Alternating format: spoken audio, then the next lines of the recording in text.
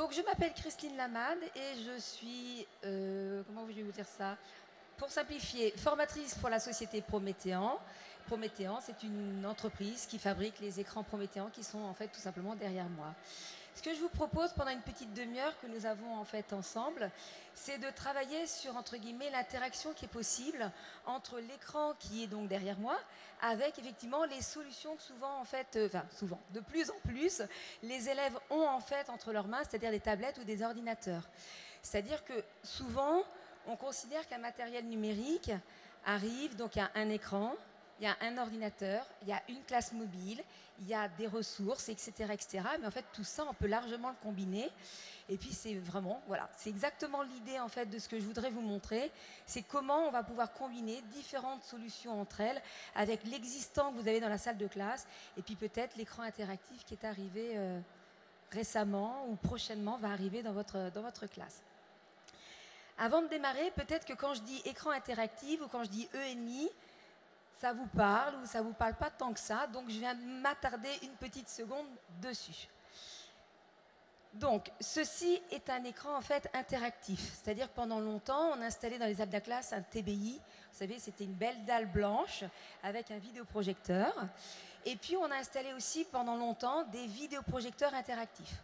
Donc, tout ça existe. Si il y a du matériel type vidéoprojecteur interactif ou TBI qui arrive dans votre classe, youpi.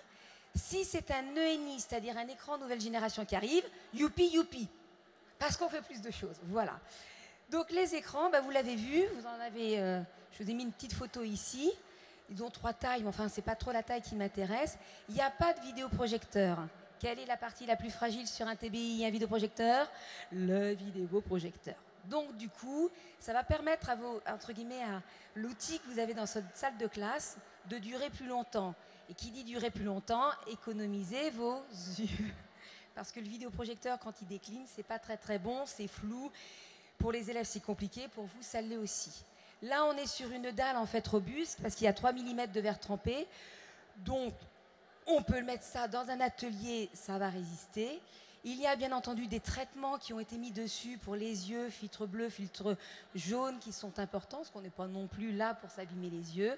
Et puis, bien entendu, la qualité de l'image, elle est fondamentale. On est sur du 4K. Alors, il est tout à fait vrai qu'aujourd'hui, nous avons un atelier bronzage, parce que nous avons un soleil de fou qui tombe dessus. Vous avez vu, il tombe pile dessus. On arrive quand même à voir. Alors que pendant longtemps, il fallait tirer les rideaux, etc. Là, effectivement, on a un reflet du soleil, mais je vous garantis une chose, je n'ai pas poussé la luminosité. J'économise mes yeux aussi. Voilà. Donc ça, c'est l'écran interactif. Cet écran interactif, il se présente de 2 façons, disons. Les écrans interactifs sont bien entendu tactiles, n'ont pas de vidéoprojecteur, ils fonctionnent au doigt ou bien au stylet. Alors, ils fonctionnent aussi avec le coude, avec les genoux et les orteils, tout ce que vous voulez, ça fonctionnera bien. Il est 20 points de contact, donc vous avez la possibilité d'y mettre beaucoup de doigts dessus. Et bien entendu, la force en fait d'un écran interactif, c'est on va pouvoir l'utiliser, il a 2 interfaces, on va pouvoir l'utiliser avec un environnement Android. Environnement Android, l'équivalent de votre tablette, j'en ai une ici. Et on va pouvoir aussi l'utiliser avec un ordinateur, un Mac, un PC, Linux, ce que vous voulez, soit l'un, soit l'autre, ou encore mieux, les 2 ensemble. Parce que moi, j'aime bien multiplier les environnements. Plus on multiplie, plus on diversifie les activités en question. Donc dans ma démarche, effectivement, de vous présenter cet atelier, moi, j'ai passé de l'un à l'autre. On va travailler un petit peu, on va regarder effectivement cet environnement Android pour savoir ce que je peux faire avec.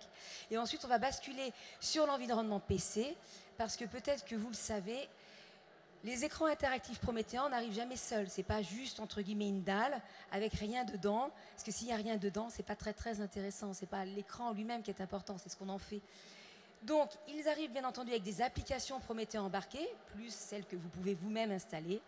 Et il arrive aussi avec un logiciel qui s'appelle ActiveInspire, qui est le logiciel Prométhéan qui tourne depuis des années, puisqu'il a 14 ans et demi et qu'il a eu une petite, un petit relooking, un peu de botox, un peu de choses comme ça. Il n'y a pas très longtemps, le 15 mai, donc les icônes ont un peu changé. Donc quand je vais vous le montrer, si vous ne reconnaissez pas les icônes, soyez rassurés, quand vous retournerez en classe, vous le reconnaîtrez. Une très belle mise à jour aussi arrive sur ActInspire l'année prochaine. On aura bien le temps d'en parler, mais veillez, elle arrive. Alors, ce que je vous propose, c'est de démarrer. Donc, les écrans sont ici. Donc, 3 tailles, comme je disais. Et les écrans se déclinent souvent, donc soit avec le stylet, comme je disais, soit avec les doigts. Et vous avez, bien entendu, devant, sur les écrans prométhéens, une console inclinée qui fait des petites choses. Bien entendu, le bouton allumé. Le volume, nous avons 2 fois 15 watts. Donc, en classe, on peut faire home cinéma. Oui, mais enfin, en classe, surtout, on va pouvoir faire passer du multimédia, en fait, sans aucun souci. Et puis, 2 icônes que j'aime beaucoup ici, qui va être le bouton Freeze que vous utilisez. Vous savez, vous l'utilisez quand, à un moment donné, vous avez connecté l'écran à votre ordinateur et que vous avez envie de travailler sur l'ordinateur, mais ce que vous voulez afficher sur l'écran doit être différent. Donc là, dans ces cas-là, vous allez figer. L'autre bouton, c'est enlever l'interactivité. C'est rare, mais ça peut arriver, donc voilà. Surtout, le bouton que je voudrais vous parler, c'est celui-ci. Vous allez vite comprendre pourquoi. Bouton d'accueil, enfin, oui, c'est ça, bouton d'accueil, c'est pour basculer sur l'environnement Android, comme sur votre tablette. Bouton OBS, ou plutôt, oui, bouton OBS. Un OBS, c'est tout simplement, c'est un ordinateur. Mais ce n'est pas un ordinateur portable, c'est un ordinateur qu'on a glissé dans l'écran, d'où son nom barbare d'OPS. Vous, ce que vous avez besoin juste de voir, c'est que de temps en temps, quand j'ai basculé sur OPS, c'est que je vais directement sur mon ordinateur. Si je vais sur mon ordinateur, c'est parce que je vais aller probablement dans ActInspire. Ça va? Bien, je n'ai perdu personne, vous me dites. Les boutons sont ici, parfait. Nous avons de la connectique devant avec ma petite clé USB. Pendant des années, vous avez vu exactement comme moi, je suppose, vous mettez les clés USB derrière, n'est-ce pas? Puis vous quittez la salle, vous arrivez chez vous et vous dites « J'ai oublié ma clé USB ». Plus besoin d'oublier la clé USB. Parfait. Alors allons-y. Je vais quitter en fait mon environnement PS, parce que là je pense que vous reconnaissez en fait mon ordinateur. Une petite icône ici, peut-être que vous n'avez pas encore vu, comme je disais tout à l'heure par rapport à ActInspire, les icônes sont peut-être différentes de ce que vous connaissez. Je vous montre aussi ça, comme ça vous allez le voir. L'icône d'ActInspire est depuis quelque temps un peu différent, mais voilà, on y va. Alors, pour démarrer, moi je vais aller directement sur l'environnement de l'écran. Alors, chez Promethean, j'ai tendance à mettre le même fond d'écran partout, donc c'est dommage parce que vous ne voyez pas que le fond d'écran de l'ordinateur et le fond d'écran, c'est le même. Mais en gros, je suis sur le fond d'écran. On reconnaît peut-être ici, vous allez peut-être le voir, si j'ai l'heure, c'est que je suis sur l'écran en fait ENI. Qu'est-ce qui se passe quand j'allume mon écran? Eh bien, il se passe ceci. Ici, je vais avoir en fait une barre d'applications. C'est un accès raccourci où je vais glisser les applications que tout au quotidien j'ai besoin. Si vous ne glissez pas ces applications dans la barre d'applications, vous allez dans Applications et vous allez retrouver toutes les applications que vous souhaitez. Ça veut dire quoi? Ça veut dire que vous allez trouver les applications Promethean, notamment le spinner, le timer. Alors, je vous en montre certains, mais bon, peu importe. J'ouvre les applications qui sont mises par défaut, le PDF, etc. Mais vous avez aussi la possibilité de rajouter des applications, parce que peut-être que dans le groupe, tout le monde n'est pas en primaire et que, notamment quand je fais application calculatrice, ici, elle vous concerne ou elle vous concerne moins. Donc, l'important à comprendre effectivement sur l'écran, c'est que c'est un écran personnalisable, c'est que c'est un écran flexible et que c'est un écran qui va s'adapter à vous. Donc, s'il ne ressemble pas à votre voisin dans la configuration que vous l'avez fait, c'est tout à fait normal et c'est même sain, c'est plutôt sain. Donc, à vous, au fur et à mesure, bien entendu, de le configurer comme vous avez envie. Un exemple, si demain matin je retournais en classe, le fond d'écran Promethean, je le ferai partir pour mettre quoi? Probablement par exemple la classe, le nom, une photo de mon école, oui c'est ça, les photos de mes élèves ou un dessin de mes élèves, etc. Donc le fond se personnalise et c'est mieux que laisser le fond Promethean. Voilà. Alors, on va démarrer. L'une des premières activités que je voulais faire avec vous, c'est ceci. Hop. Alors, attendez, on fait déjà du tri, c'est très bien. Donc là, je viens d'ouvrir en fait une application qui s'appelle Partage d'écran. Je suis en classe, j'ai la chance d'avoir des élèves qui ont du matériel numérique entre les mains, donc ils ont soit des tablettes, soit des ordinateurs. Et ce qui m'intéresse à un moment donné, c'est que je les ai fait travailler en groupe. Ils ont tout un tas de petites choses sympas en fait à me montrer. Et au moment de montrer la production à l'ensemble de la classe, soit je leur demande de mettre ça sur une clé USB et je mets la clé USB ici, soit je mets ça sur le cloud, je vais chercher sur le cloud ou sur le NT. Ça fonctionne, hein, donc c'est bien. Mais ça peut prendre du temps. Soit je demande à l'élève de venir avec son ordinateur qui le montre comme ceci. Ça marche aussi, ça marche. On va faire plus simple. L'application partage d'écran permet de faire du mirroring. Donc je vais prendre ma tablette et mon ordinateur et tout simplement je vais afficher le contenu que j'ai envie de voir pour pouvoir le retravailler en fait en classe. Alors on y va. Je n'ai pas mon assistante. Bon, alors j'y vais moi. Alors, hop.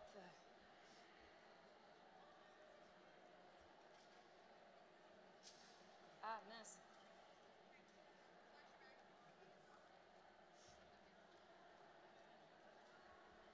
Hop. Alors c'est parti. Alors que je vous explique ce que je fais. Voilà.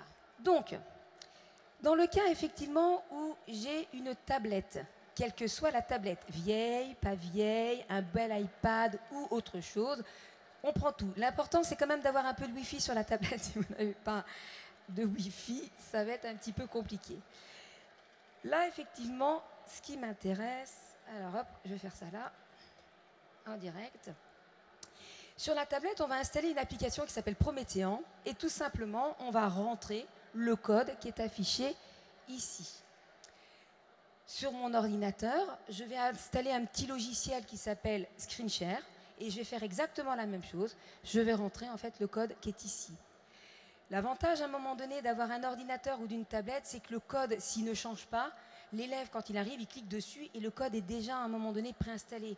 Donc en fonction de l'âge des élèves, on pourrait se dire, oui mais bon, quand ils sont petits, ça peut être compliqué de leur, de leur demander de rentrer les chiffres. Ce n'est pas forcément le cas, ça peut aller relativement vite. Hop. Alors hop, c'est parti. Donc du coup, j'ai déjà une personne qui m'a rejoint et donc j'arrive dans la salle d'attente. On est comme chez le médecin. C'est le prof qui décide qui rentre dans la classe ou qui ne rentre pas. Qu'est-ce que ça veut dire? Ça veut dire que je peux afficher jusqu'à 39 périphériques, donc 39 tablettes ou 39 ordinateurs, mais au final, je ne vais en afficher que 4. Parce que si vous en affichez 39, c'est illisible. Voilà, c'est un peu compliqué. Ah, ben voilà, super. Donc j'ai Chris qui est là et j'ai Eva qui est là. Eva, c'est la tablette. Et Chris, c'est l'ordinateur. Je le sais parce que j'ai un petit point violet. Vous allez vite voir que le point violet est important pour moi. De là, qu'est-ce que je fais? Je sélectionne mes 4 élèves. Si à un moment donné, j'en ai terminé avec Eva, je reviens en arrière, j'en ai terminé avec Eva, je peux très bien, entre guillemets, l'enlever et rajouter Hugo, Bernabé, etc. etc. C'est moi qui choisis quels sont les contenus que je souhaite afficher. Pourquoi? Parce qu'on considère que le contrôle de l'enseignant reste important, surtout quand vous avez un petit loustix très sympa dans la classe qui a envie de montrer les photos de vacances, par exemple. C'est quand même à vous de contrôler ce qui se passe. Allez, c'est parti. Donc maintenant, j'ai les deux, et là, je vais ouvrir. Hop. On a un ActivInspire ici avec une activité, et bien entendu, sur l'autre, comme je n'ai que 2 bras,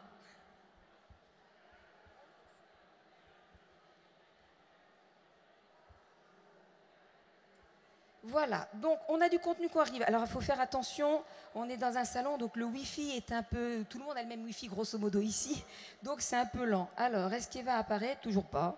Bon, on devrait avoir ça. Alors, on devrait avoir ça, je pense que ça va arriver dans quelques minutes, ou bien je relance Eva.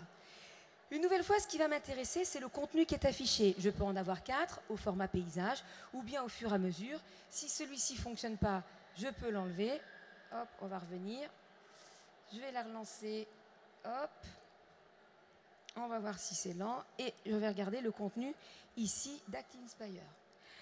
Alors, pourquoi ça m'intéresse à un moment donné d'avoir ça? D'abord parce que le contenu, s'il avait daigné afficher effectivement la Joconde, du coup, je peux montrer à l'ensemble de la classe de façon collégiale le travail qu'a fait tel groupe ou tel groupe, mais je peux aussi annoter pleinement dessus. Et ça m'intéresse. C'est-à-dire pas simplement afficher du contenu, mais pouvoir le modifier. Alors, je vais voir si Eva, cette fois-ci, a pris. Non. Bon, elle ne veut pas. Donc, Eva ne veut pas bosser. Je vais rester avec Chris, c'est pas grave. Donc, une fois que mon contenu, en fait, est ici, comme je disais, je peux l'annoter. Je vais donc utiliser un outil qui s'appelle à noter. On n'a pas fait très original. De nouveau, je vais dans ma palette d'applications. Elle est toujours disponible, cette palette. Que vous soyez à un moment donné sur l'environnement en fait Windows, elle est toujours disponible. Ce que j'ai oublié de vous dire, c'est que vous pouvez la mettre où vous avez envie, votre palette. Donc c'est d'autant plus intéressant que ça s'adapte aux droitiers, aux gauchers ou les personnes qui préfèrent que ça reste au centre. Voilà. Allez, on y va sur l'outil annoter. Et j'ai de nouveau une petite palette qui apparaît ici. Hop, je la déplace et qui va me permettre de faire à un moment donné des remarques directement sur en fait le contenu de l'élève. Dans le cas d'une tablette, toutes les annotations pertinentes que j'ai mises, l'élève ne le voit pas sur sa tablette. Il le voit sur l'écran, mais pas sur la tablette, puisqu'on est en mode calque. Sauf que ça reste très intéressant de pouvoir, entre guillemets, émettre des commentaires pendant que l'élève il est sur son travail et que c'est à lui peut-être de modifier au fur et à mesure. Si ce que j'ai fait, je le sens en fait c'est pertinent et que j'ai envie de le conserver, ou bien si je veux travailler, apporter un complément à tout ça, je vais utiliser ma palette, elle est ici, l'outil de capture, prendre la partie qui m'intéresse sur l'outil de capture, hop, voilà, on va renier, on fait terminer, et là il vous propose soit une sauvegarde rapide, donc votre capture d'écran elle est dans l'écran interactif, soit vous pouvez l'enregistrer sur votre clé USB, votre disque dur, votre cloud, ce que vous voulez. Moi, je vais l'ouvrir directement dans le tableau blanc. Le tableau blanc, c'est une autre application.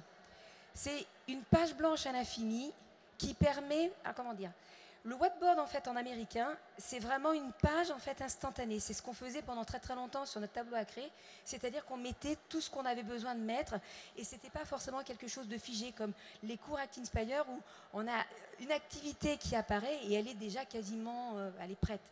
Là en fait c'est vraiment une page que l'on est en train de construire grosso modo avec les élèves. Donc pour des débats, etc., pour du brainstorm, ça ne veut pas dire que vous ne pouvez pas le préparer en amont. Bien sûr que si. Mais souvent, en fait, le tableau blanc a été pensé pour être une page blanche et on crée au fur et à mesure du cours. Voilà, c'est ça que j'ai essayé de vous dire. Donc de nouveau, j'ai une palette d'outils et avec ma palette d'outils, je vais faire ce que j'ai envie en disant aux élèves quelque chose et ils vont dire quelque chose. Mais je vais écrire Sudoku. Voilà, Sudoku, etc., etc. Tout le contenu qui est sur ma page, il est là et bien entendu, je peux le modifier. Je vais pouvoir travailler sur ma page et à tout moment, quand j'ai besoin de faire autre chose, je peux très bien le déplacer très facilement. Donc ça, c'était le contenu en fait d'un des élèves. Si je veux aller un peu plus loin, je vais voir s'il a eu ma clé. Yes. À tout moment sur ce fameux tableau blanc, je peux rajouter des éléments. Je peux bien entendu écrire ma trace écrite, donc ça tout va très bien. Mais je peux aussi rajouter quelque chose. Allez, on va rajouter. Je ne suis pas sûre que les deux aillent ensemble, mais je crois que vous avez compris le principe. Ça va être très facile. Pour moi, par exemple, hop, d'insérer du contenu. Qu'est-ce que je vais prendre Allez, c'est parti, j'en sais rien. Hop, voilà. Donc c'est très facile d'insérer du contenu dessus, de pouvoir la noter, voire même de se mettre en mode double utilisateur pour envoyer deux élèves au tableau, pour pouvoir décrire les deux magnifiques tableaux que j'ai ici, les deux peintures que j'ai. C'est très simple. Il y a un mot qu'on ne dit pas devant les élèves, mais malgré tout, je vais quand même le dire pour vous le montrer. Il y a dans la palette d'outils une disquette. Ça ne se dit plus aujourd'hui, on a l'air d'avoir 600 ans quand on dit ça. Mais malgré tout, la disquette est là et la disquette permet d'enregistrer donc tout le contenu que vous faites. Vous pouvez bien entendu l'enregistrer, le réouvrir le lendemain, le modifier, gna gna gna, comme d'habitude, tout va bien. Associé à ce travail-là, hop, on va pouvoir apporter des compléments sans problème. Par exemple, je vais ouvrir mon outil Spinner, qui est des outils qui sont à votre disposition et sur lequel on va pouvoir travailler. Alors, attendez, hop, on va mettre par exemple continent. Donc, à votre disposition, vous avez aussi des outils complémentaires. Alors, je suis entièrement d'accord avec vous, ou peut-être que les continents ne vont pas très très bien à un moment donné avec le tableau de Klim, mais allez savoir. Bref. Donc, à tout moment, vous avez la possibilité de pouvoir créer ce qu'on appelle des roues. Vous pouvez le faire de chez vous depuis la plateforme One Prométhéan, ou bien tout simplement vous le faites en classe. Toutes toutes les listes qui sont ici, vous pourrez créer vos propres listes sur tout un tas de choses. Donc vous pouvez le faire par exemple à partir de la grammaire, vous pouvez faire sur du vocabulaire, etc., etc. Toutes ces roues en fait sont personnalisables et vous pouvez en faire jusqu'à 50. Ça veut dire qu'il est facile, même si à un moment donné on n'a pas forcément préparé un cours, abouti, à tout instant, si vous voyez qu'il y a un décrochage en classe, vous pouvez très bien ouvrir par-dessus, entre guillemets, des spinners, 1 ou 4 comme vous souhaitez. Et sur ces spinners, vous pouvez très bien avoir par exemple un premier exemple, les pronoms personnels, ensuite les verbes, ensuite quelque chose d'autre, un temps par exemple, et demander aux élèves de vous faire une phrase à partir de tel ou tel temps. Et là, vous avez le tableau blanc pour écrire la petite phrase de l'élève, bien sûr. On va garder le contenu. Donc là, je vous ai montré à un moment donné des différents usages sur la partie à un moment donné Android. Là, il y a plein d'usages en fait possibles. Bien entendu, vous pouvez rajouter du son, vous pouvez rajouter de la vidéo, tout ce que vous souhaitez pour pouvoir travailler heureusement. On a la possibilité aussi d'aller sur Internet. Donc, si vous avez des web applications, c'est l'occasion de l'ouvrir avec l'écran. Pourquoi? Parce que l'outil annotation va vous permettre d'annoter directement sur cette web application qui n'est pas forcément la vôtre, mais vous avez le droit d'annoter ce que vous voulez, donc vous pouvez. Et faire des captures d'écran. Alors, là, on était bien entendu sur le tableau. Je bascule sur la partie OPS, donc la partie ordinateur. Hop, c'est parti. Voilà. Sur cette partie ordinateur, non, pas là. Hop. Sur cette partie ordinateur, vous allez, alors, bien entendu, vous allez retrouver l'ensemble à un moment donné de tous les logiciels que vous avez installés sur votre ordinateur, tout va bien. Moi, je ne vais pas m'attarder sur ces logiciels-là, je vais m'attarder sur le logiciel ActiveInspire. Donc, comme je vous disais tout à l'heure, ActiveInspire, le voici. Le voilà. Le nouveau logo d'ActiveInspire, c'est celui-ci. Si vous n'avez pas encore fait la mise à jour, c'est pas grave. C'est pas grave, c'est tout récent. Tout va bien. Si pour X raison, à la rentrée, vous avez un responsable informatique qui a mis à jour votre logiciel et vous vous dites « il m'a enlevé mon logiciel », peut-être que ça vaut le coup de regarder cette petite icône de près. Juste, il a changé. C'est tout ça. On l'a relooké, comme je le disais tout à l'heure. Donc, tous les outils que vous aviez, vous les avez. La seule chose, ce sont les logos en fait qui ont changé parce que nous sommes en train de l'harmoniser avec un autre logiciel qui vont fusionner l'année prochaine, comme je vous disais, tout simplement. Alors, qu'est-ce que je peux faire en fait avec mon logiciel? J'ai donc le logiciel, j'ai mon écran et j'ai toujours mes tablettes, mes ordinateurs en fait en classe. Alors moi, je vais pouvoir travailler avec les élèves et je vais ouvrir une activité. Alors, c'est parti. Alors, il ouvre. Il l'a pas ouvert. Alors, moi j'en ai une là. Non.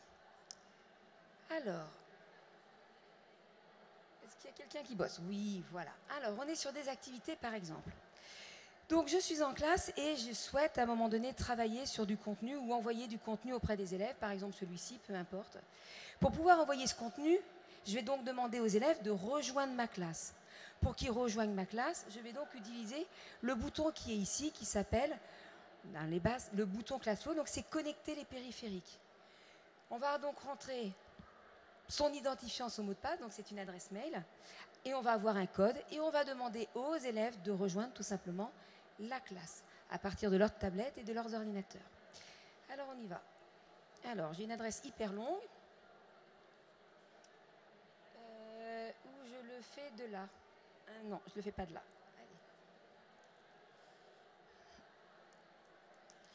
Allez. Alors, ce qui est important de retenir sur le bouton Classflow, c'est, dans un premier temps, vous devez obligatoirement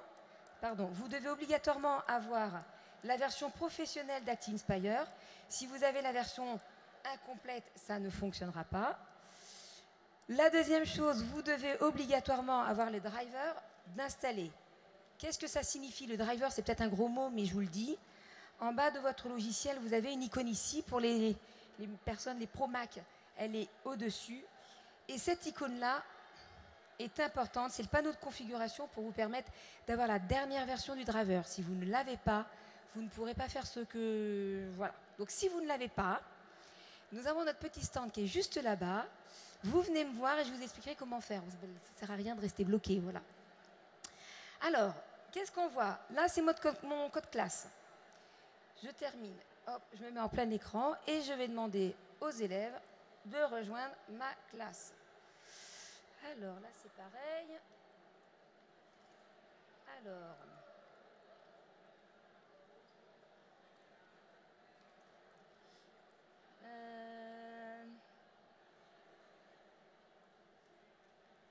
Donc là, je joue à la fois le rôle de l'enseignant, de l'élève, etc. Je fais tout. Je fais mais absolument tout. Je crois que vous avez compris. Ici, je vais demander aux élèves de rentrer donc justement le fameux code QQQ67. J'ai un super code, mais bon. Voilà, on va l'appeler Marc. Et on rejoint. Alors, je vais mettre Marc sur le côté. Je vais mettre Marc sur le côté. Et voilà. Donc là, qu'est-ce que j'ai? Je ne sais pas si vous voyez, j'ai 2 élèves. Je vais cliquer dessus, comme ça vous allez voir. J'ai donc 2 élèves qui ont rejoint la classe, c'est très très bien. Je peux le faire aussi sur ma tablette, j'ai juste mis en fait un raccourci. Pour les élèves, il faut mettre des raccourcis, comme ça ils cliquent dessus, ils vont vite. J'ai toujours le même code classe, comme ça c'est très bien, ils l'ont appris le 1er septembre. Au 15 juin, ils savent que mon code classe est QQQ67 et ils rejoignent ma classe. De là, donc, j'ai mes 2 élèves qui sont ici et je vais pouvoir travailler en fait avec eux.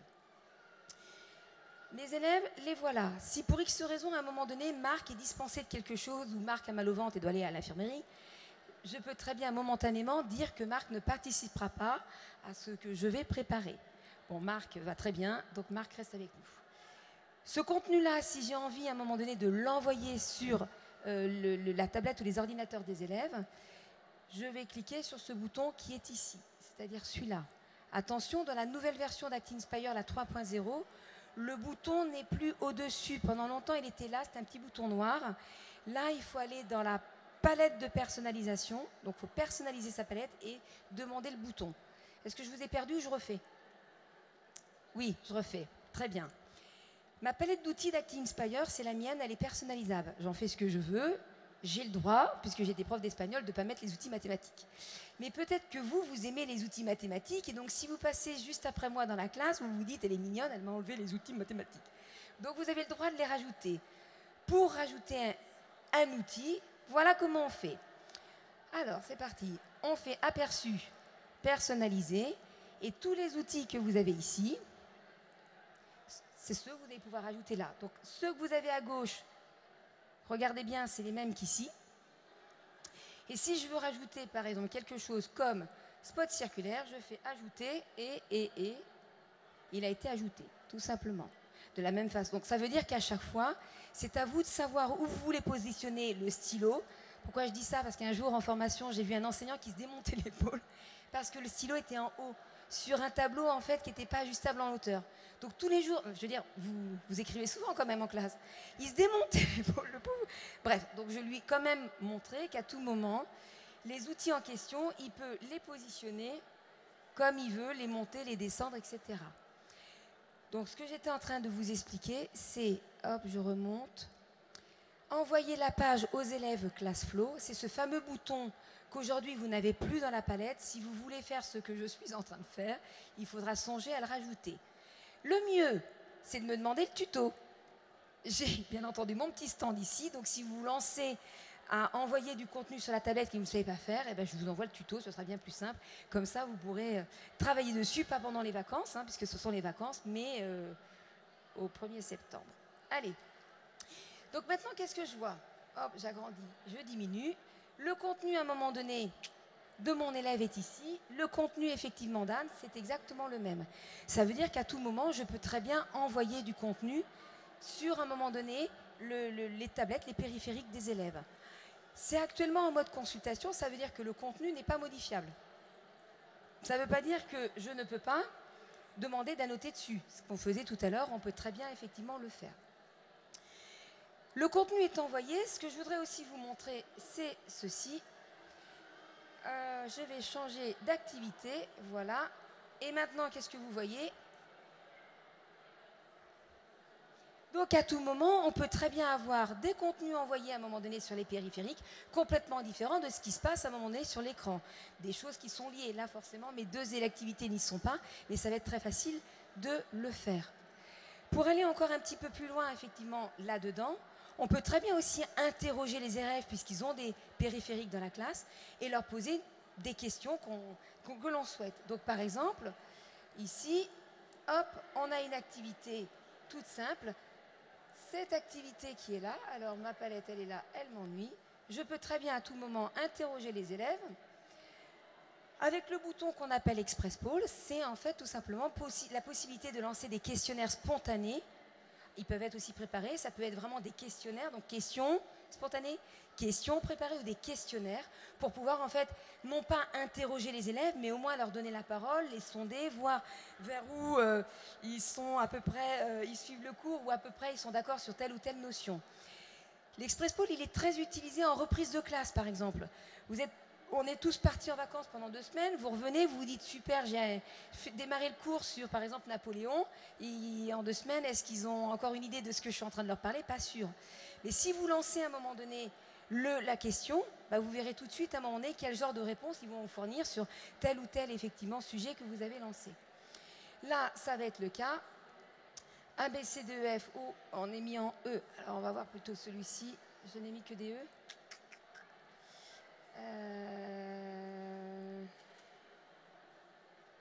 Hop, on va faire celui-ci plutôt. Alors, 1, 2, 3. Il avait lancé 1, 2, 3. Bon, c'est pas grave. Hop. Donc là, qu'est-ce que je vois? On le voit sur mon ordinateur et on va le voir en fait tout à l'heure quand j'ai basculé sur Marc. L'élève, hop, reçoit ceci. Il a à un moment donné, alors je ne l'ai pas préparé, donc je n'ai pas changé à un moment donné le ABC ou le 1, 2, 3. Donc ça, c'est une petite erreur que, en tant qu'enseignante, ça nous arrive de faire. J'ai donc mes élèves qui sont là. Je vous le mets là, comme ça vous avez les deux. Et je vais demander en fait aux élèves de répondre à telle ou telle question pour voir à un moment donné s'ils suivent le cours ou ils ne suivent pas le cours, etc. Donc comme je n'ai pas lu la question et que en fait c'est pas la question qui importe, c'est la participation des élèves. Hop. Je vois tout de suite que j'ai répondu et quand je retourne en fait en classe, j'ai en fait mon tableau qui récapitule l'ensemble des réponses des élèves. Tout ce qui est en bleu, ce sont les réponses des élèves. Si j'ai une réponse en verte, c'est-à-dire que c'est la bonne réponse. Bon, sachant que je n'ai pas lu la question et sachant que je ne sais pas, j'ai pas non plus lu les réponses, c'est peut-être normal qu'il n'y ait pas de vert, tout simplement. Mais c'est intéressant à un moment donné, en quelques clics, d'avoir une vue d'ensemble sur ce que faisaient les élèves ou ce qu'ont compris en fait les élèves. Là, j'ai des réponses. J'ai la possibilité dans mon tableau de voir qui a répondu quoi, et ça m'intéresse aussi de voir le temps à un moment donné que tel élève a mis. Notamment Anne, si elle a mis 42 secondes et elle a une bonne réponse, ben elle a peut-être bien fait de prendre le temps de répondre. Si Marc a été très vite en mettant 17 secondes, ben c'est peut-être que je devrais lui dire de voilà, lever le pied et de lire la question attentivement. Alors, je vais pouvoir affecter une bonne réponse, donc ça peu importe. Et ici, je vais garder une capture d'écran, très bien. Ça veut dire que de la même façon, si j'ai fait ça, je peux très bien aussi partir d'une page blanche, de la même façon, comme je disais, hop. Et cette fois-ci, ben, j'ai posé une question aux élèves, mais je n'ai pas préparé. Pourquoi? Parce qu'à tout moment du cours, on a tout à un moment donné dans la tête, on est enseignant, on sait exactement ce qu'on va faire, mais qu'on n'a pas forcément besoin de le mettre dans un document Word, dans un PowerPoint, etc. Donc là, de la même façon, comme je disais tout à l'heure, si je pose la question aux élèves, bon ben voilà, qu'est-ce que vous avez retenu sur le dernier cours quand on a parlé de Napoléon? Je n'avais pas forcément prévu, mais je sens qu'ils sont un peu agités, ça m'intéresse de le faire. Je fais exactement la même chose. Alors, on va taper du texte. Voilà. L'élève est ici. Et ce que je vais faire, c'est tout simplement lui demander de taper du texte. Alors bon, je ne me casse pas la tête, hein, je m'équaide. Et ici, j'ai marqué atelier. Alors, on n'oublie pas de soumettre. Je ne l'ai pas soumis. Donc, ce que je voulais vous montrer, c'est exactement ça. On n'a pas forcément besoin d'avoir préparé une activité avec tout un tas de couleurs, etc., etc. Si on l'a fait et que c'est un complément, c'est super. Si on ne l'a pas forcément fait, ça ne vous empêche pas d'avoir à un moment donné récupéré les réponses des élèves.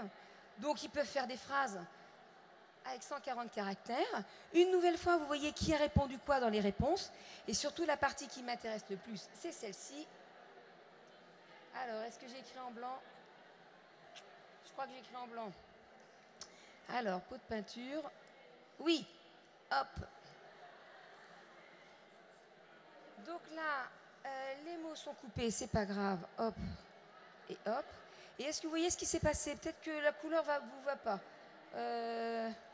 Fait mieux là ou pas? Bref. Toutes les réponses des élèves, je n'ai pas besoin, moi, en tant qu'enseignant, de les réécrire. D'abord parce que je sais écrire, donc c'est bien. Et surtout, on a besoin juste de les récupérer en un clic pour, à un moment donné, peut-être demander aux élèves de corriger la petite faute qu'ils ont laissée ou bien tout simplement compléter telle ou telle phrase qu'ils ont fait. Ce texte-là, je vous le montre, ce n'est que du texte. Ah oui, je l'ai écrit 2 fois. Ce n'est que du texte. Donc, comme on est dans ActInspire, je suis en quel mode? Hop. Comme on est dans ActInspire, le texte est modifiable. J'ai un bug. Oui. Le texte n'est pas manuellement modifiable, donc ça veut dire que vous pouvez aisément le glisser dans une autre page, ou bien tout simplement le corriger, ou bien demander aux élèves de faire une phrase au fur et à mesure. Tous les contenus que vous avez sur votre page, voilà, ça y est, il bouge. Tous les contenus que vous avez sur votre page sont modifiables, sont déplaçables, c'est juste du texte. Et ce qui est intéressant, c'est que vous gardiez, vous savez à un moment donné qui, à chaque fois, avait répondu à telle ou telle question. Si vos élèves, à un moment donné, sont des élèves un peu fragiles ou un peu sensibles, vous avez, dans le navigateur de page, la possibilité de rendre anonyme. Donc vous saurez, bien entendu, qui se cache derrière tel ou tel boîtier, mais vous n'êtes pas obligé systématiquement de montrer le travail de Marc, qui Marc a quelques difficultés, c'est comme ça, c'est la vie, on ne veut pas le fragiliser plus.